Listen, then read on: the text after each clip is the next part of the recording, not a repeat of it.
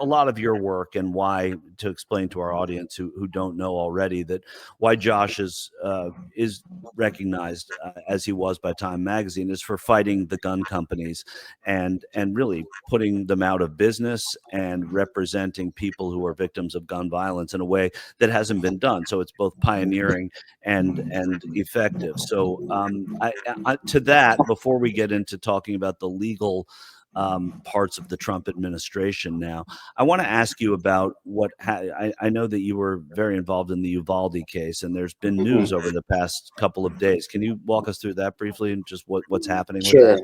And actually, what was reported a couple of days ago was simply the town council approving a settlement that we announced back when we filed the lawsuits against a number of different defendants, including and had settled at that point with the city of Uvalde.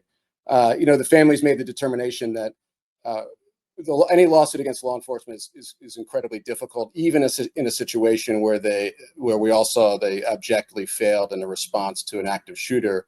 You had 376 law officers of all stripes, and it took them 77 minutes to intervene in an active shooter of one kid who was about 140 pounds, soaking wet, although he did have, of course, the AR-15, and that made all the difference.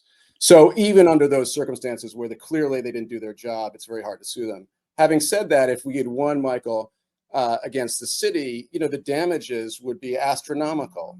And Uvalde, no community, no township, no city, no matter how large or small or well-funded or not, is equipped to deal with the financial and psychological aftermath of a mass shooting. But having said that, Uvalde is a very threadbare community.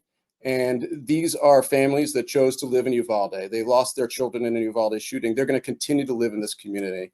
And they can't take the community down as part of their effort for accountability. It didn't sit right with them. They want to mend fences with their community. And I really admire their willingness to accept what was a very limited amount of money to resolve the case. In order to do that, yeah, that's sort of a backstory to this is the trying to save what they had before this shooting and to see it go forward. It's interesting too, because you have experience. You're your firm and you really bankrupted Alex Jones, and you were the one who got the verdict against Alex Jones. And again, Alex Jones, not someone who can pay what that penalty was and what that award was. Go ahead. No, I was gonna say that's kind of the good news in a way, because he made a lot of money, but he didn't make $1 billion. Right. But again, this is bankrupting Alex Jones is one thing, but bankrupting a community where this happened by winning a lawsuit against a city, they're sort of two different goals. Like that you're able to say that it's not really great to do that to a community, and you're able to recognize it, but you still have to make your legal point. Yeah, I mean, it has to feel right, Michael, for the families of mass shooting victims. For me personally, we all want to be on the right side of an issue. We all want to use the legal system in a way that advances justice and is fair with a just result. And that's sort of the MO of all of us here. Yeah, well, that's great. And so I wanted to give some context to the work that Josh does and the fact that there was a news peg to it with Uvalde. But I also wanted Josh here because Josh is someone who has argued before the Supreme Court, who knows a little bit more certainly than we do. I was changing planes in Chicago a week or two ago, and somebody came up to me who recognized me from somewhere and asked me what can be done about the president if he doesn't bring this guy back, and meaning the man who was illegally taken in Maryland. The Supreme Court has ordered to be returned, and the administration hasn't done it. It seems to be a burning question: is have we reached this constitutional crisis level in America now, where we've always respected, even if we disagreed with what the Supreme Court says, but now we have a president and an administration saying, "No, yeah, you did that, but we're not going to do it." What happens now? I mean, there really aren't that many analogs. I think maybe desegregation was maybe one of them, but it was the feds that had to order in the the National Guard to effectuate that. So we're in Well, also, uncharted not waters. only that, there in the ruling in Brown versus Board of Education, it was with all deliberate speed, and they didn't Right. define what that was. That could have been decades, as far as as people in And Arkansas and apparently Georgia was, were right. concerned. Yeah, right. Or I mean, well, that was a little more clear than facilitate, wasn't it?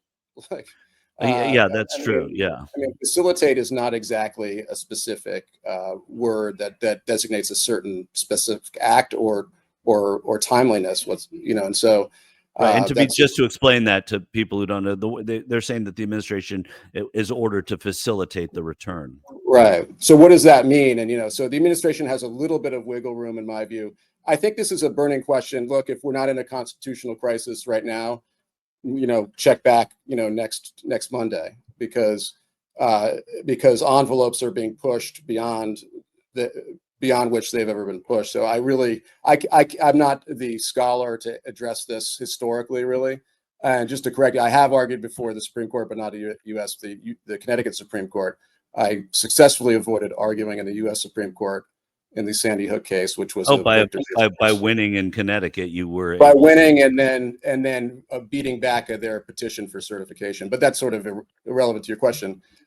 So yeah, I think as lawyers, this is a call to arms. I can't remember. There hasn't been a time in my lifetime, or possibly any lifetime in this country, where the profession has been under such a great threat, and where we're called on to stand up for the rule of law directly by the executive, by the president.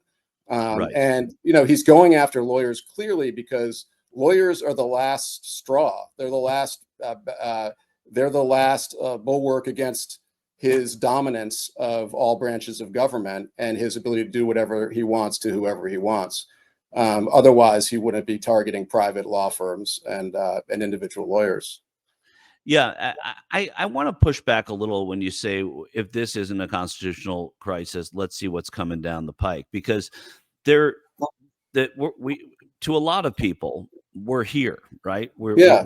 We're here because you have an administration apparently defying the Supreme Court, and there doesn't seem to be much that they can do about it. Not to mention, there's other, now I don't know the legal analogs to it at all, and I don't know if Brown is or not, because I'm not a lawyer and I don't know that. But that's why what I think I'm saying is echoing with what a lot of people who aren't lawyers are saying, is if not now, then what is the constitutional crisis? Was No, he's defying a court order. I mean, that's the right. constitutional crisis, but what matters is that he's defying the order. So, I don't know what happens. Nobody knows. Okay, so call it a constitutional crisis. What does that mean in terms? What happens next? I think is your question, Michael. And since he's the only one, since he has the executive authority to order intervention by the United States government, he's not going to. That would be normally how you might address, a governor not doing or following a legal decision of the federal courts. But who is? It's like, if the universe is expanding, what's beyond it? There's nothing above that. So Right. I think it's begging the question, and that's why we're bursting apart at the seams. Do you I mean, you must have peers, if not colleagues, who are conservative, certainly peers, who talk to about this. And I don't know if and I'm guessing because I haven't asked you this, but are there people that work at some of these law firms? Are there people that you've spoken to, either I say off the record, but just at legal conferences or whatever, who are discomfited by what is going on and how the administration's going after these law firms? Yeah, I mean, to give you an example, it's a great question. To give you an example, WilmerHale, which is a big notorious firm, has decided to tell the president no, that they're not going to take a knee and do whatever and do pro bono work for his self-serving interests. They're going to challenge his executive order for what it is, which is a blatantly unconstitutional effort to bend law firms to his will. And they had and leading the charge for them is the conservatives' number one appellate lawyer's number one go-to guy named Paul Clement. And Paul is a very well-respected appellate lawyer who almost universally, in my view, is on the wrong side of an issue, because it's just that's the different interests he typically stands up for. So he wrote a absolutely compelling complaint challenging the executive order. And it's to your point. So we're finding an all hands on deck, throw away what your position is, throw away whether you work for big oil or for, victims of a mass shooting or some other, some other type of clients. This is too existential a threat to our belief of our role in the law and the legal system's vital role in our democracy. And so, but what's head scratching is the capitulation by some major firms, and there just has to be a financial incentive behind that, because there's no other explanation. Yeah, it is curious. I mean, it's not curious because there is a financial, and that it's what at least seems the most naked about all of it. And it's encouraging to hear, though, that there are other people. I think about it in journalism, and I think about it when Trump started using fake news, that turn of phrase, Right. and how I wished that there were more conservative journalists who would have stood up against that, because it's crippling, and I think somewhat permanently crippling to journalism, because it creates a distrust that will take generations to regain, and technology will change that anyway. But it's really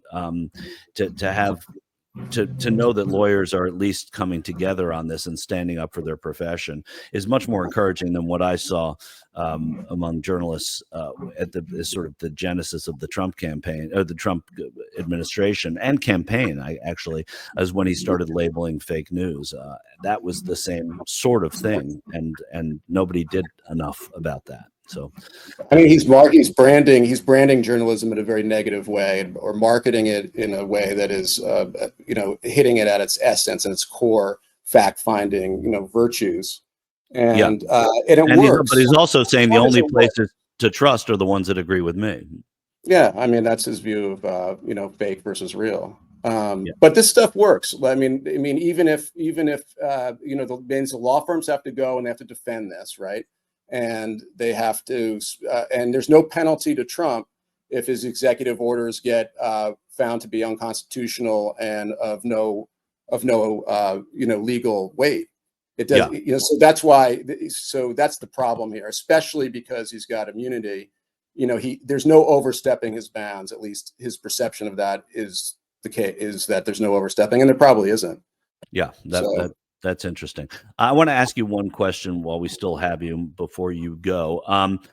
Tom Homan, the border czar, is going after a Milwaukee judge who was arrested for allegedly helping an illegal immigrant evade ICE agents. We talked about that on the show on Friday. Today at the White House, Homan said, quote, "When you cross that line, you will be prosecuted, judge or not." The FBI says Judge Hannah Dugan intentionally misdirected federal agents away from a subject that was going to be arrested in her courthouse. The man, Eduardo Ruiz, was taken into custody shortly after a foot chase. He's been charged with misdemeanor battery. What do you think of that, as from the legal side, from the side of the judge? Because the listeners and viewers of the show, we were outraged. I was outraged. It seems like such overreach to go after a judge who was put there because we trust the way she adjudicates. And I'm curious what you think of that. I've never ever heard of a judge being arrested effectively for an action or decision or something that occurs within the courtroom. Sure, if a judge goes and like there was a judge that was just sentenced for killing his wife, I think, of course, judges aren't above the law, but to have a judge prosecuted, arrested for something that occurred in the judge's courtroom, I've never heard of that. I'm not even sure it's ever happened before. So I think it's extremely. Even Lancito got to keep going with that case. So. Well, judges have immunity. It's hard. It's hard to be a judge. They have to make decisions constantly. Their decisions can be completely out of line, completely devoid of any factual support. They could be colossally wrong. They could have very deleterious effects. You can't sue them. You can't arrest them for it. You can't do anything to judges, because nobody would be a judge if everything, if all of their decisions were subject to that. And, some people think that that's wrong. Like, I think there ought to be maybe some exemptions, but the bottom line is this: it's also clearly targeted, obviously, Michael, in furtherance of something that the president himself cares about. So it's also the president weaponizing, the DOJ, which he's doing on a daily basis, to carry out his own personal vendettas and interests versus the country's. I don't think the country is clamoring to have this judge arrested. Now, is it possible that the judge did something, illegal within those few minutes that she had? I don't know. I mean, it's possible, but it's just, Right. It would be something that in any other administration, nobody wouldn't make the radar of anybody, and nobody would exercise prosecutorial discretion. And she was to arrest clearly the judge. targeted because plainclothes federal agents were in her courtroom for Yeah. some reason, right? So it's not like they were there just to see if she did something. They were there with a purpose, and they must have been aware of something because they were looking for it. And so further to what you were saying about Trump, Lee Kopp, who is in our chat room, says, quote from Tom Homan today, "No one does it better than Trump." So yeah, it's all Yeah, that's fair. Yeah. but think about it. I thought about what you were saying. Caught the last end of what you were saying before I came on, which is effectively that this is all so happening so out in the open, and that in a way, a lot of the bad stuff government would typically do would be behind closed doors and really, kept under wraps. But Trump, is just all out there. But that is part of his plan, right? Yeah. Because now that everybody knows about what he did to this judge, he's trying to send a message to judges across the country that to err on the side of his position when dealing with immigration issues. That's really what this is about. It's not about this particular judge. Yeah, that makes a lot of sense. And also, he's, to his, I don't know about credit, but to his own benefit, he's been able to say anything and do anything without a great deal of reproach from the people who support him. None from them, and from the people on the outside, they're sort of ham-handed now because of the majorities in the House. So he can sort of do what he wants, and that's what frustrates a lot of Democrats, rank and file, say, "Why aren't you doing more? Why aren't you doing more?" In practical matters, there's not a whole lot other than organizing that can be done practically right now, other than to try and stem the bleeding where they can. You can only, there are certain things you can do, like you can use the courts to try to stop him from doing something. For sure, and that's what I was going to say. The courts too, and that's why I asked my first question, which was, when even you're using the courts and you have the Supreme Court saying what they said, and they're not abiding by that, well, then what? Yeah. I mean, because if you are relying on the courts, and many are, and the courts have actually done a good job at delay where it's been warranted, it seems like it's a running into the wall a little bit. Yeah, I'm not sure. It's hard to tell about this defying this order of the court. To me, it's not perfectly clean defiance because of this whole facilitate business. And that's interesting, and that's a really interesting thing. I'm trying to look at, believe me, I'm no fan of this president or the way he's using his government, but I don't. And most, why do you even need a court to tell you that when you deport an innocent person, any decent government stops everything else and does everything, moves mountains to bring him back? Right. You shouldn't need a court to tell you that in the first place. Well, that's true too, and that's so un-American. And again, we're looking at due process here, not happening in the country where due process was somewhat invented, right? I mean, that was one of the great wonders of our of our legal system. And I should point out that along with you, there were 99 other people on that list of most influential, and Donald Trump was one of them. So, what's that? I'm an elite company. You're in a elite company. Well, influence, it Influence doesn't mean doing good. Influence knows no party. Right. Josh Koskoff, thank you for helping to make us a little smarter on this stuff and to understand Thank you, Michael, what we're doing here with these legal cases, and we will keep following very quickly. What's a case you're working on right now that people should follow? Well, on Wednesday, two of my colleagues are going down to argue before the DC Circuit that Trump should not be allowed to release and dox 14,000 FBI agents. So All right. that's a case on Wednesday. So that's what us getting that injunction and maintaining it. Yep. So there you are. That's how you people fight back, and you have the legal community going after Trump for doing the things that are upsetting to so many Americans who don't have the political power now, but hopefully we'll see the power wielded in the courts. Josh Koskoff, thanks so much for coming. Thank you, guys. I really appreciate it. Oh, thank you. Hi, it's Mark, and I thought that was great. Hit the notification bell. You'll know whenever there's a new video being dropped, and please subscribe to our channel to help us save the universe.